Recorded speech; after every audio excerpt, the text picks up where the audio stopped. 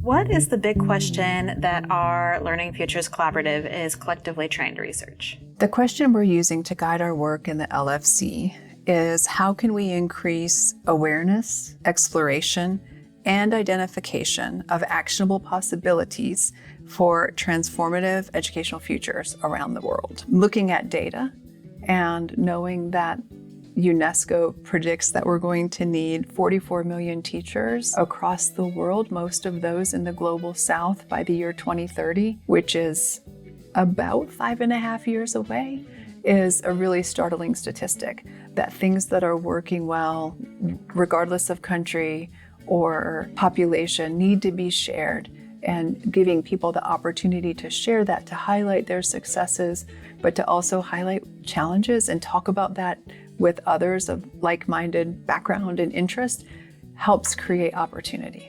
Change in higher ed is hard, especially in colleges of education. The systems and structures are deeply set, and having the opportunity to engage more broadly is exciting to me.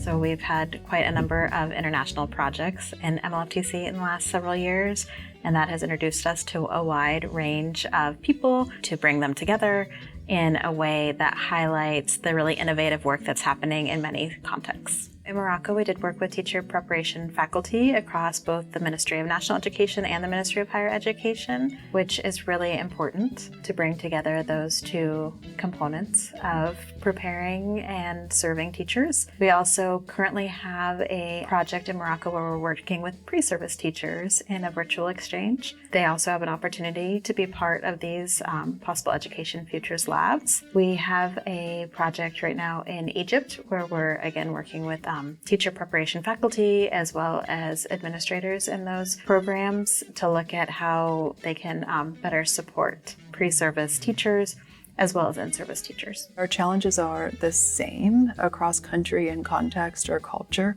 We're trying to figure out how to create positive space in our educational communities to allow for change and growth and attraction into the profession, because everybody wants a high-quality teacher for the children in their communities. I think my question is, why not? No, seriously, because it makes a difference.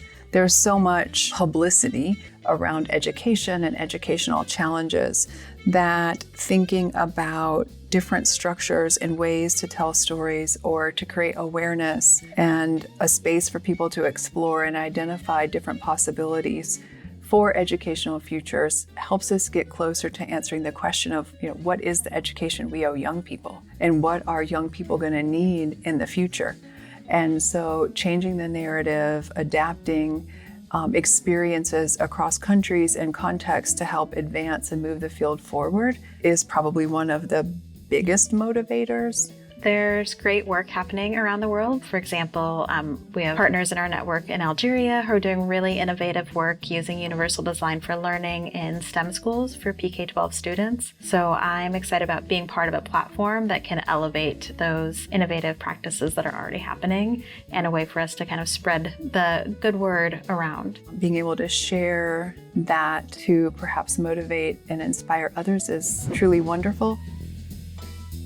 We use a Possible Education Futures Lab structure, which is cyclical, and we have new lab cycles every 4 months. So it's ideal for graduate students or others in education to be able to pop in and out when their time and interest allows them to. One of the things that also excites me is that after the 4 months, you don't have to be done. You could do another cycle, further exploring your topic, collecting more data, or doing whatever is necessary to get to an answer. Or you could change your question.